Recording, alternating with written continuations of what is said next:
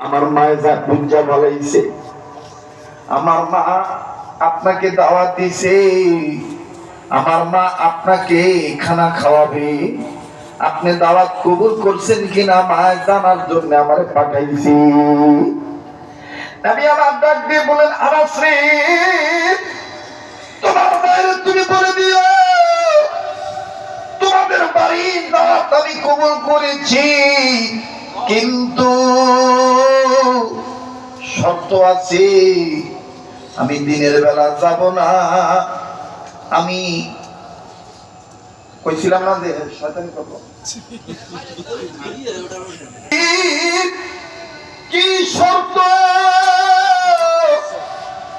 আমার নবী বললেন, আনাস রে, তোমাদের বাড়িতে দাওয়াত খাওয়ার জন্য আমি নবী মুহাম্মদ দিনের বেলায় যাব না। তোমার মায়ের কইয়া দিও পূর্ণিমার চাঁদ যেই রাত্রে উঠবে ওই সন্ধ্যা রাত্রে আমি চাঁদ ওঠার পর রাত্রিবেলায় তোমাদের বাড়িতে দাওয়াত খাইতে যাব। লক্ষ্য করে আনাস কয়, ইয়া রাসূলুল্লাহ, আমার সামনে ধনী গরিব কত মানুষ আপনার দাওয়াত দিতে শর্ত লাগান নাই, আমি আপনার খাদেম, আমি আপনার নিয়ারেস্ট পারসন, রক্তের দিগার দাবি করি, আর আপনি আমার শর্ত দিলেন আমাকে বাইতে আপনি দিনের বেলায় যাইবেন না, পূর্ণিমা চাঁদ ওঠার পর যাইবেন, রাত্রি বেলায় যাইবেন, কিছুই বুঝলাম না। নবী আমার ডাক দিয়ে বলেন, আনাস রে,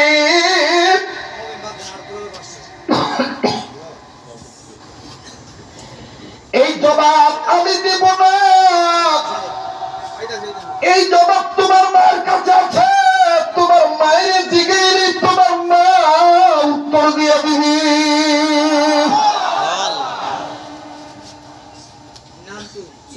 দেখবেন বাদাম সময় যত যায় ততই দেখবেন এই পাগলের কণ্ঠ আল্লাহ তত ক্লিয়ার করে দিবে। অন্তরে কথাগুলি দেখবেন মুতাআসসার হবে, প্রভাব বিস্তার করবে।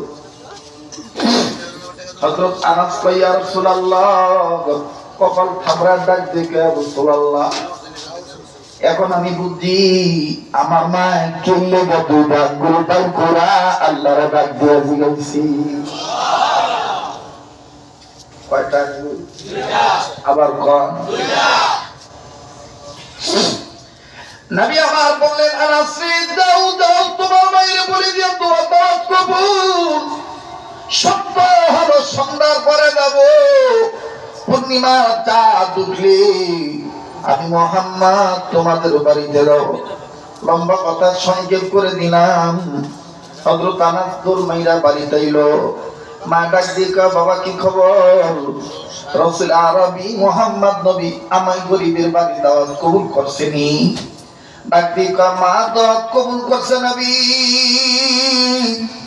কিন্তু শর্ত দিছে নবী দিনের বেলায় আসবো না, পূর্ণিমার চাঁদ উঠলে সন্ধ্যার পরে আসবে।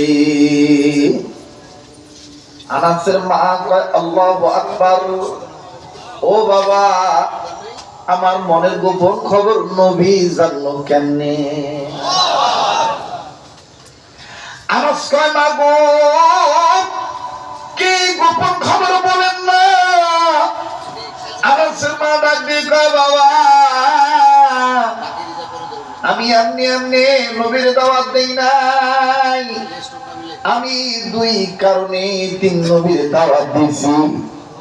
এক নম্বর হলো, বাবা, হাজার হলো আমি তোর মা, দুনিয়ার কোন মা ছেলে মেয়ের মুখ শুকনা দেখলে তারা শান্তি পায় না।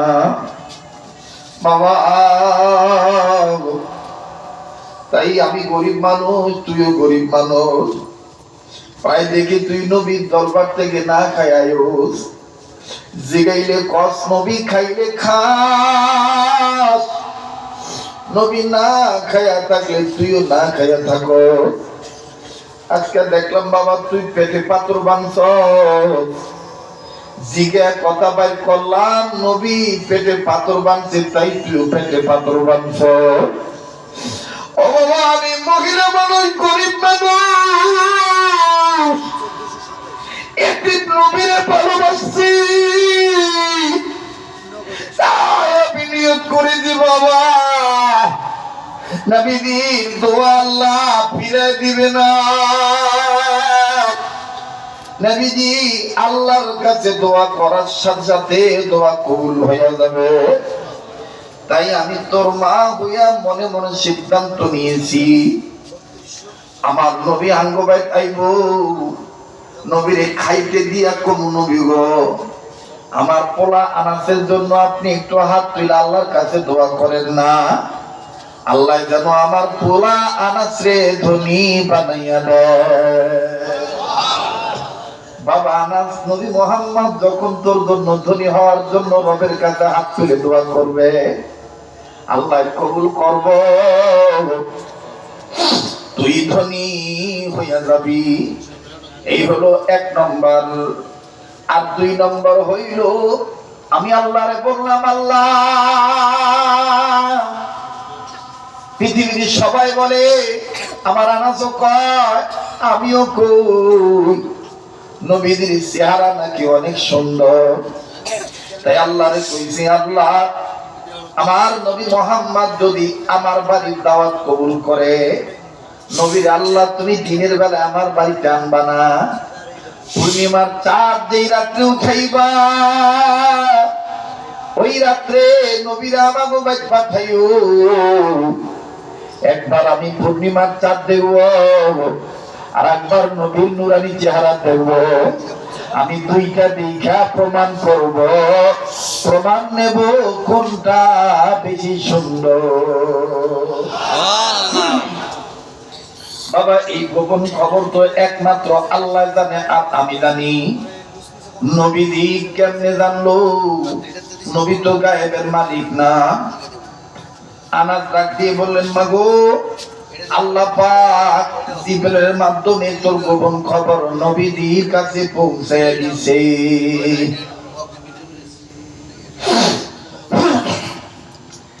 আমার ভাইরা, আবার সাহাবী আনাসের মা ডাক দিয়ে কয়, বাবা, তাই না, দেরি করার সময় নাই,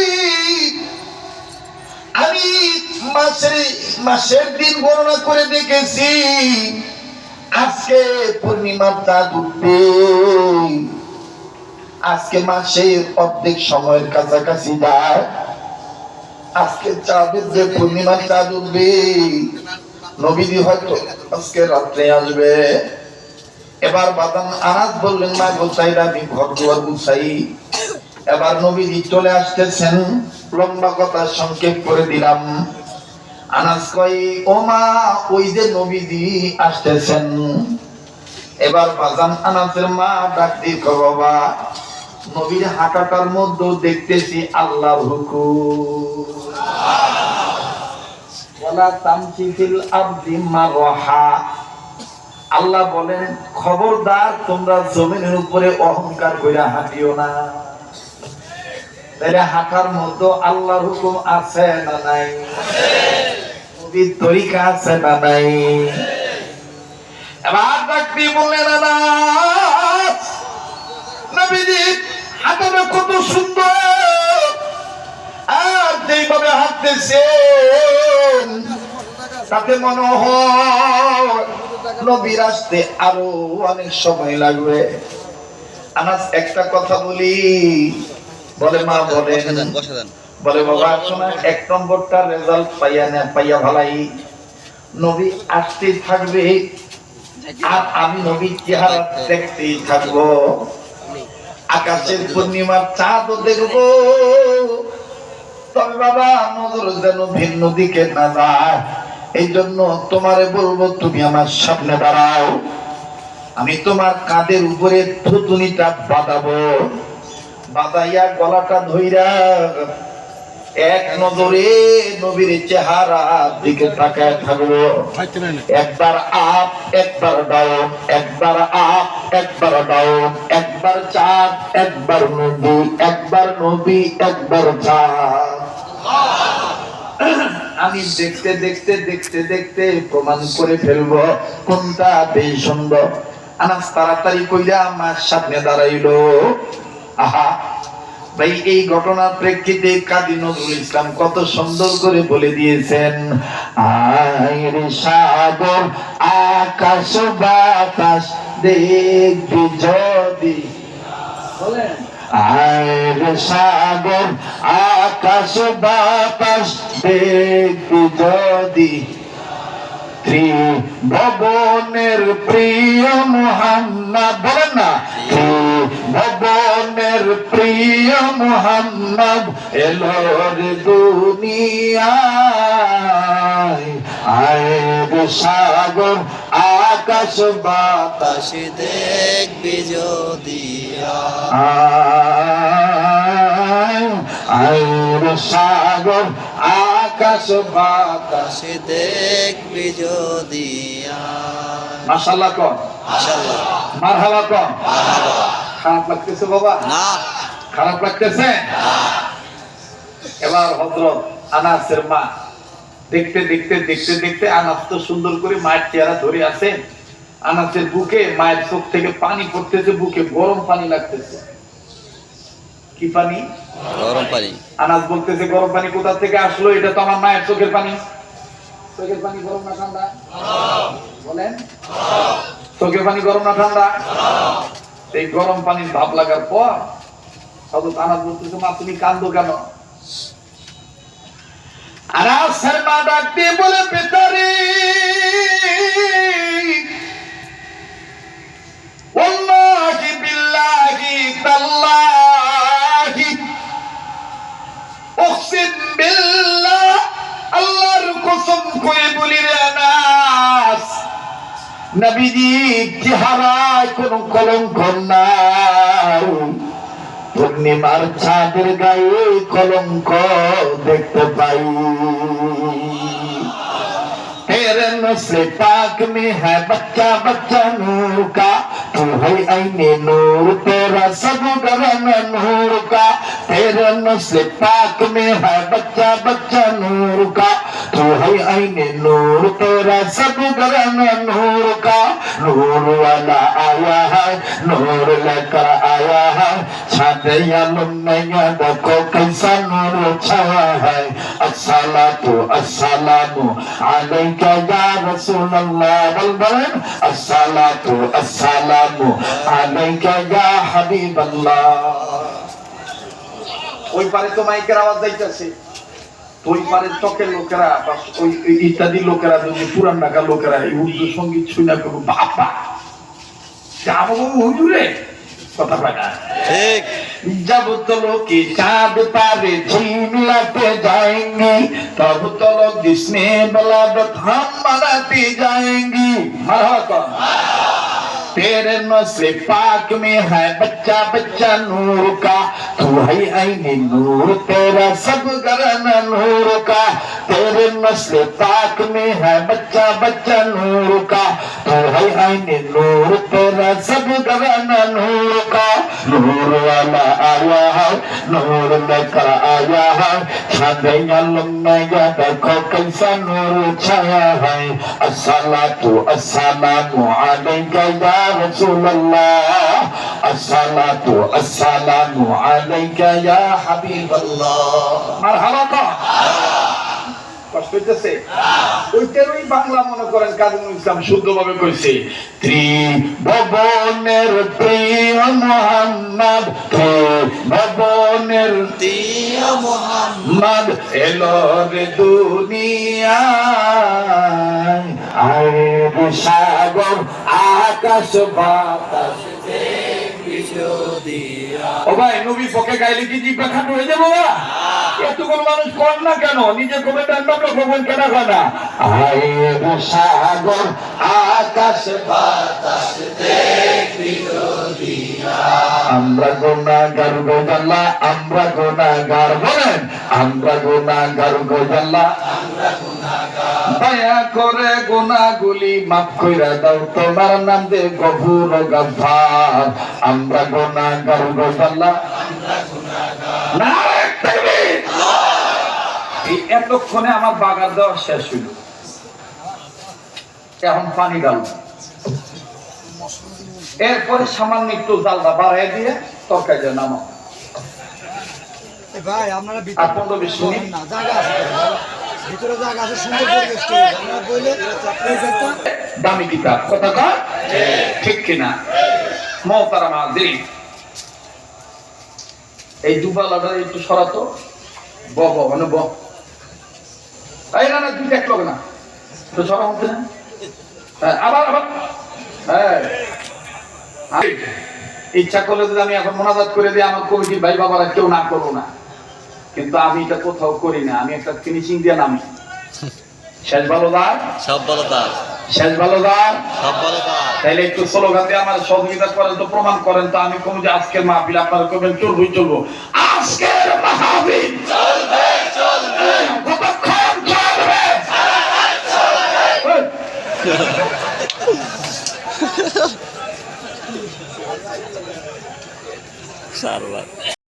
তাইলে আমি কথা কয় না, কারণ গোড়া ঠিক থাকলে মাঝখান ঠিক থাকবো, আগাও ঠিক থাকবো, ঠিক আছে না ভাই? তো বলেন চলবো কি চলবো না?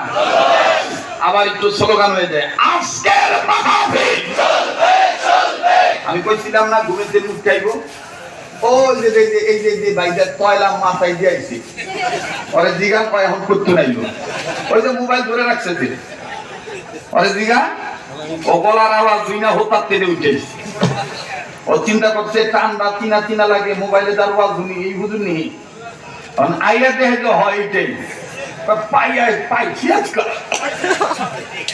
কি কর পাইছি ছাড়াছাড়ি নাই, কথা বল ঠিক কিনা?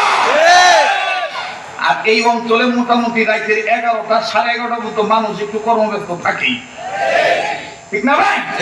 কারণ এই এলাকাটা একবারে ওই পার্ক গেন্ডারের থেকে শুরু করিয়া ধইয়া নিয়ে এই পর্যন্ত পোস্তগোলায় শ্মশানঘাট পর্যন্ত, এই পার এই ওই পার দোনো পারের লোক কর্মব্যস্ত। আর আজকে এই কর্মব্যস্ততার সাইডে যে হইব, কিন্তু ওয়াজ নাই, শান্তি পাইব না। দেখে এই হুজুরে দেখে আই, আগামীতে আমি ডেট দেবো, ডেটটা আমি ইনশাল্লাহ মাওলানার সাথে পরামর্শ করে, মুরব্বীদের সাথে পরামর্শ করে আজকে নেমে ডেটটা হবে বৃহস্পতিবার, যেন ওয়াজ একটু লম্বা হইলো, পরের দিন যেন ছুটি পাইয়া মানুষ আরামে ঘুমাইয়া, ফজর করে একটু ঘুমাইয়া, নাম্বার টাইম ঘুমাইয়া জুমা নামাজে দেবে তো, ঠিক আছে না? ইনশাআল্লাহ রাজি আছেন তো? ইনশাআল্লাহ। তাহলে আবার ধরে আওয়াজ দিয়া মাপ চাবো কার কাছে? আমরা গুনাহগার গো আল্লাহ, আমরা গুনাহগার, আমরা গুনাহগার, দয়া করে গুনাহগুলি মাফ করে দাও, তোমার নাম দে গফুর ও গফফার। আমরা গুনাহগার গো আল্লাহ, আমরা গুনাহগার, নারায়ে তাকবীর। এবার হযরত আনাস আমার দিক তাকান, আর দিক দিক তাকাবেন না, কান্না না আসলে এখন কান্দতে হবেই হবে, আল্লাহ মাফ করে দিব, কঠিন একটা করুণ চিত্র তুলে ধরবো। এবার নবীজি আইছে, আনাসের মা সুন্দর করে চাদর, মানে একটা দামি কাপড় ছিল, ওইটা বিছাই দিছে, বিছাই দিয়ে নবীজি বইতে দিছে, বইতে দিয়ে আবার খাবার সামনে দিছে। এখন নবীজি বিসমিল্লাহ বলার আগে অনুমতি চাইবো আর কি। আনাসে বলতেছে, আনাস তোমার মায়ের কাছ থেকে অনুমতি লাগবে, আমি কি বিসমিল্লাহ ধরবো? এটা কিন্তু সুন্নাত। কারো ভাই যে দাওয়াত খেবে দেবে না, প্লেট দো, প্লেট দো, লইয়া রাস্তা লইয়া সিনারাটি লইয়া, এটা কিন্তু সুন্নতের খেলা। আর আমাকে এই অঞ্চলে দেখবেন একটা বদভ্যাস ভালো আছে, এই অঞ্চলে কম আছে, গ্রাম করতে গেলে বেশি। ইমাম সাহেবের দাওয়াত দিয়েছে, ইমাম সাহেব আবার লগে যে মুসলিমের খাতির আছে, ডাক দেখে আইসা তাই তো জার্মান লোকের দাওয়াত খেবে আইন দেখ,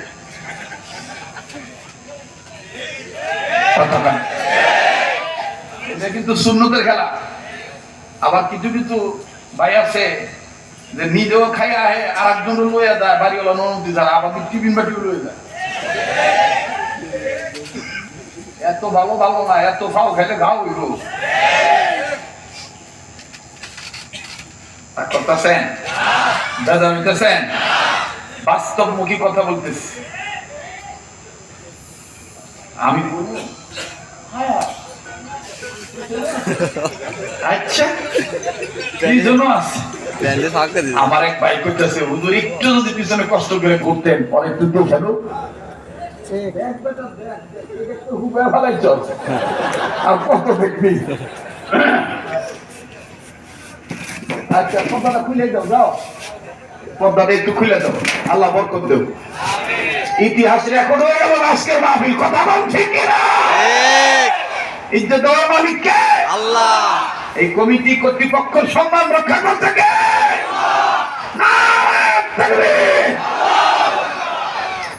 তো এবার যেটা বলতেছিলাম, সব ভালো, সব ভালো ভালো না, সব ভালো ভালো না, বেশি ভালো ভালো না। দাওয়াত দিলে আপনি দাওয়াতকারীকে জিজ্ঞাসা করবেন কয়জনে দাওয়াত, আমার লোকে কি আবার কেউ নিলে অনুমতি আছে কিনা, এটা হলো সুন্নত।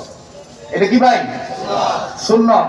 আশরাফ আলী থানভী রহমাতুল্লাহ এটাও লেখেন যে আপনি যে দাওয়াত খাইতে গেছেন, যাইয়া বাড়িওয়ালার অনুমতি ছাড়া আপনি এটা হাত দিতে পারবেন না।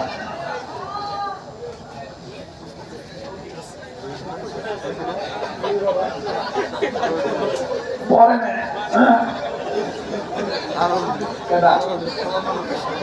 এই যে কইলাম না, সব ভালো ভালো না, বেশি ভালো। আল্লাহ তাকে তুমি যন্ত্রণা মুক্ত ভাবে হেফাজত করো, বলেন আমিন।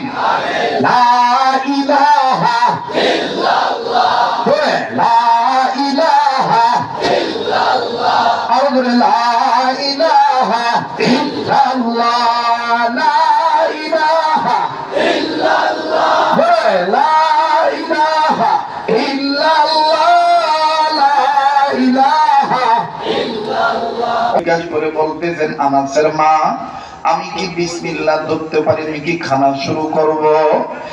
আর ভাইরা সাহাবী আনাসের মা কাদো কাদো ভাব নিয়া, কান্না কান্না ভাব নিয়ে কয়, নবী গো আপনি কে তো খাওয়ানোর জন্য দাওয়াত দিছি, কিন্তু নবী আমার মনের ভিতরে যে আগুন জ্বলতেছে, ও বাবা প্লিজ কেউ কারো দিকে তাকায়েন না।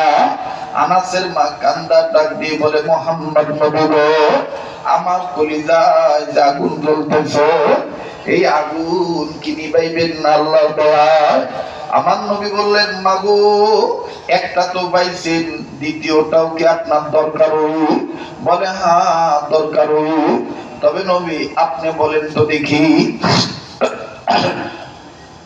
আমার এই মনের গোপন খবর আপনি জানলেন কেন? গায়েবের মালিক তো আপনি না। নবীজি ডাক দিয়ে বললেন, মাগো গায়েবের মালিক আমি না। আল্লাহ যদি আমার গায়েব জানিয়ে দেয়, পৃথিবীর কেউ ধরিয়া রাখতে পারে না। সাহাবী আনাস রাদিয়াল্লাহু তাআলা আনহুর মা এবার ডাক দিয়ে বলতেছেন, এবার ডেকে ডেকে বলতেছে, ও আল্লাহর নবী আমার কলিজায় যে আগুন জ্বলতেছে আমার পোলাটারে লইয়া, এই পোলার মুখ শুকনা দেখলো আমার ভাল লাগে না। যেমন বাজানো আল্লাহর কসম করে বলি, আজকে যখন গতকালকে যখন ভোলাই গেছি, আজকে বাড়িতে এসে দেখি মা গতকালকে দেখে আমি যাওয়ার পর থেকে এই পর্যন্ত শুধু পানি খাইছে আর কিচ্ছু খায় নাই। আমার বন্ধুগণ আমি ঢাকা জেলার বাইরে দাওয়াতে খুবই কম যাই, কিন্তু ভোলায় গতকালকে যাওয়া লাগছে একজন বিশেষ আলেমের মহাব্বতে। আপনারা জানেন ঢালকানগর হযরতওয়ালার দেশের বাড়ি হইল ভোলা, মুরব্বীদের নির্দেশ পালনার্থে আমার যাইতে হয়। আসছে দেখি আমার মা মুখটা শুকায় রয়েছে, মা টেনশন। বাইরে আমি রাস্তায় দিয়ে যাওয়ার সময় যে আমার খারাপ লাগছে, মাথায় পানি ঢালা লাগছে, অস্বস্তি ভাব লাগছে, আমি এটা বলি নাই। কিন্তু বন্ধু বাড়িতে ঢোকার পর মা আমার দিকে, বাবা মনে হয় তোর শরীর ভালো না। কিছুক্ষণ ধরে কেমন জানি আমার বুক জ্বলতেছে, আমার ভিতরটা কেমন জানি ফাপড় ছুটে গেছে। ও বাবা তুই গাড়িও নিলি না, কেমনে আইলি? বাবা তোর যদি কোনো কিছু হইয়া যাইত আমার মা কইয়া ডাক দিত তো। আমি তখন ডাক দিয়ে কইলাম, মা আমার কিচ্ছু হয় নাই। মা কয় না, পাঞ্জাবি দিও তো কাদা মাটি দেখা যায়, লুঙ্গিতে যেহেতু কাদামাটি দেখা যায়, তুই তো সাপি মানুষ, তুই তো এরকম ভাবে নোংরা কাপড় পরে থাকস না। কে কার লগে আইস, কে তোর লগে গেছিল, আর একটু ডাক দে, কি হয়েছে তুই ক। আমি তখন দিলে দিলে আল্লাহ রে কই, আল্লাহ এর নাম মা। ভাইরে, এই মায়ের কত ভাই আমরা পুরি কইয়া গালি দেই। দুনিয়ায় দাঁত থাকতে দাঁতের মর্ম বোঝা যায় না, দাঁত পরিয়ে গেলে বোঝা যায় দাঁতের কি মর্ম ছিল। তারা মোবাইল উঁচু করে রাখছে, অনুরোধ করবো মোবাইলটা আল্লাহর রাস্তে আপনার কোলের কাছে নামান, দিলের মধ্যে কথাগুলি নোট করেন, তো নামান। আরে বলামার যারা দেখে তাকান। এখন এই সময় আমি কান্নাকাটির পালা নিয়ে আসছি। আমি বিশ্বাস করি এই সময় বড় বড় অফিস ফ্যাক্টরির দরজা বন্ধ, অফিসের দরজা বন্ধ, আমার মাওলার কুদরতি মাগফিরাতের বরকতের দরজা খোলা। বাইরে নিজ নিজ কবরস্থানে যাওয়ার ফিকির করে আপনা আপন কবর সামনে আনেন। নাকটার মধ্যে কেমন জানি ওলি আল্লাহর গ্রাম পাইতেছি। ও বাবা, এই পাগলকে বলা করবেন না। আই তো আর আগামী কয়েকদিন পর এই আমার বাম পাশের পীরজাদা এমদাদুল হক সাহেব, আল্লাহ যদি বাঁচা রাখে, সোনার মদিনায় চলিয়া যাব। গোটা রমজান আমি মদিনায় থাকবো ইনশাআল্লাহ। 2-3 দিনের জন্য আমি কাবা তওয়াফে আসবো, উমরা করার জন্য।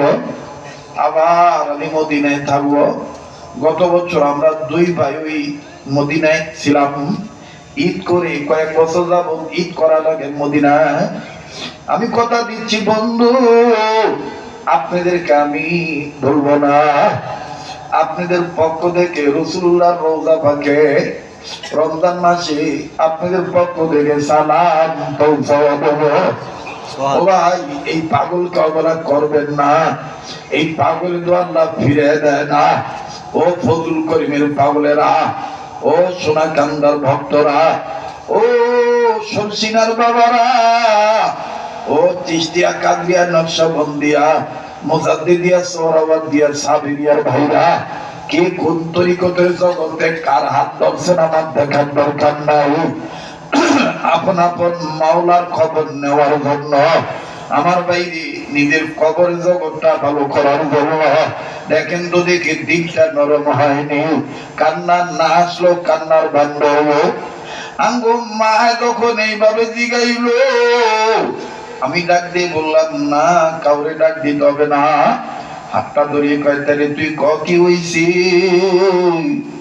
আমি ডাক দিয়ে কইলাম, মা মনে হয় প্রেসারে চাপ দিছে। ও মা, বলে চুল কেন ভিজা, শরীরে কেন ময়লা। আমি বললাম, মা গো, আমার সেন্স ঠিক ছিল না। আমার মা চট করে বুকে ধরে দইরা একটা চিৎকার দিয়ে কই, তোরে কত কইছি তুই দূরে মাহফিল রাখবি না, কাছে কিনারে থাকবি, বাইরে যা। আমি চলে আসছি, বাড়িতে না যাওয়া পর্যন্ত মা ঘুমাইব না। বউ ঘুমায় ঘুমায়, ছেলে মেয়ে ঘুমায়, কেয়ারটেকার ঘুমায়, কিন্তু রাস্তা থেকে নজর করিয়া দেখতে পাই জনম দুঃখিনী মা চেয়ারটা নিয়ে বসিয়া থাকে। যেই গাড়ি ঢুকাঙ্গ গলির মধ্যে মনে করে এইটাই আমার পোলার গাড়ি। আবার যখন টার্গেট মিস হয়ে যায় তখন আবার ফোন দেয়, কি ব্যাপার পোলাই দিয়ে বাইতেল না। আমার ভাই এরকম প্রায় যায় দেখি, কখনো দেখি ওই মোমিনচাই জেলা থেকে ওয়াজ করে বাড়িতে আসলে অনেক সময় সকাল 6টা 7টা 8টা বাজিয়ে যায়। দেখি মায়ের তখনো ওই জানালার কাছে বসিয়া রয়েছি।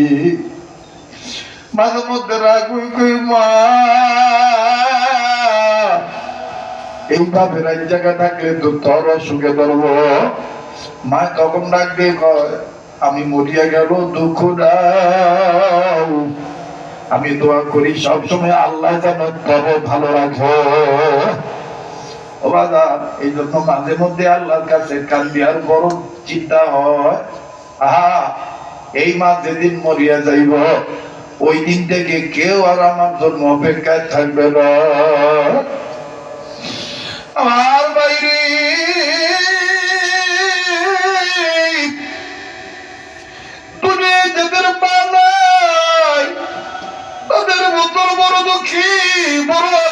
কেউ নাই।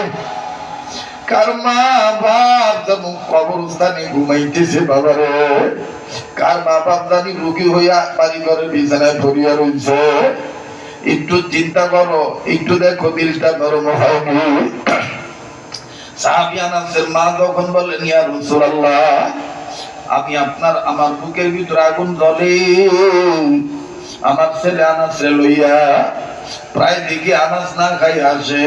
হুজুর আপনি কন মার কি কলিজা মানে পোলার মুখ শুকনা দেখলে? তাই বলি হুজুর আপনি আমার আনাসের জন্য একটু ধনী হওয়ার জন্য দোয়া করেন, আল্লাহ যেন আনাসের ধনী বানায় দেয়। নবীজি কোনো কথা বলেন না, নবীজি আনাসের চেহারার দিকে তাকায় তাকায় চোখের পানি ঝর্ণার মতন চাইরা কান্দো, বোবার মতন গুনগুনে কান্দো। আনাস বলে ইয়া রাসূলুল্লাহ আপনি কান্দেন কেন? আনাসের মা ডাক দিয়ে কয় নবী গো আপনি কান্দেন কেন? নবী তখন চোখের পানি সারিয়া কান্দা ডাক দিয়ে বলে ওগো আনাসের মা, তোমার এই বুকে আগুন জ্বলার কথা শোনার পর তোমার এই অবস্থা দেখে আমি মুহাম্মদের মা আমিনার কথা মনে হয়ে গেছে। আজকে তুমি আনাসের মা বেঁচে আছো তাই তোমার কলিজা আগুন লাগছে, না খাইয়া দিছে তোমার পোলা পেটে পাথর বাঁধছে তাই তুমি দেখছো তোমার কলিজা আগুন লাগছে। আমি মুহাম্মদের মা যদি বাঁচিয়া থাকতো, আমার মা মেনাও আমার এইভাবে কান্নাকাটি দেখা, আমার এইভাবে কান্নাকাটি দেখিয়া আমার মা আমেনাও এইভাবে মানুষ পাইলে বলতো আমার মুহাম্মদের জন্য তোমরা একটু দোয়া করো। ভাইরে মা বাপ যে কত বড় নিয়ামত। এবার নবীজি ডাক দিয়ে কয় মা আমি মুহাম্মদের চাইতে তোমার সন্তানের জন্য তোমার দোয়া কাজে রাখবো বেশি। নবী বললেন মায়ের দোয়ার বরকত সন্তানের জন্য বেশি। আমার বাইরে সেই মায়ের আমি তুমি বুড়া বুড়ি কয়া গালি দিই, ফকির নিজি বান্দির জি কয়া গালি দিই, বউ বুড়া বাংলো আরামে থাকি, অথচ মা গ্রামে থাকে মা কি খাইলো না খাইলো ভালো মন্দ জিগাইলাম না। অথচ মা খাবার সামনে নিয়ে এমন কোনো অক্ত নাই যে সময় মা দূরের থেকে বলে না আমার পোলা পাগলাটা জানি কি খাইছে না খাইছে। আল্লাহ তুমি ভালো রেখো আল্লাহ। বাইরে আল্লাহর পরে নবীর পরে সবচেয়ে তোমার আমার আপন হইল মা। একটু মায়া লাগা একটা ডাক্তার না বলেন না আল্লাহ। এতগুলো মানুষের ডাকের মধ্যে কেন প্রেমের আওয়াজ নাই? মায়া লাগায় আবার বলেন না আল্লাহ। এ বন্ধু মায়ের দোয়া যেমন কাজে লাগে, মায়ের দোয়া যেমন কবুল হয়, মায়ের বদুয়া কিন্তু তেমন লেগে যায়। মায়ের মনে আঘাত দিলে এই মায়ের বুকের যন্ত্রণা কিন্তু আল্লাহ আরশে পৌঁছে যায়, মায়ের বদদোয়া কবুল হইয়া যায়। দেখেন কেমন কবুল হয়। ইউটিউবের মধ্যে ইন্টারনেটের মাধ্যমে আপনারা বয়ানটা শুনিয়া থাকতে পারেন। আজ আমি বাস্তব বলিয়া দিই ভাইয়া, মায়ের দোয়া করলো কবুল হয়, মায়ের বদদোয়া করলো সন্তানের বিপদ হয়। কেমন বিপদ হয়? তবে বেশিরভাগ মা বাপ সন্তানদেরকে শুনে শুনে বদদোয়া দেয় না, ভিতরে রাখে। কথা কন ঠিক কিনা? বাজানো আজ থেকে কয়েক বছর আগের ঘটনা। তৎকালীন সময় আমার নিজের গাড়ি ছিল না। ঢাকা মহাখালী বাস স্ট্যান্ডে যাইয়া বৃহত্তম ময়মনসিংহ বিভাগ নেত্রকোনা শেরপুর জামালপুর জেলার উদ্দেশ্যে যাওয়া লাগতো। টিকিট কাটিয়া বাসে উঠরিয়া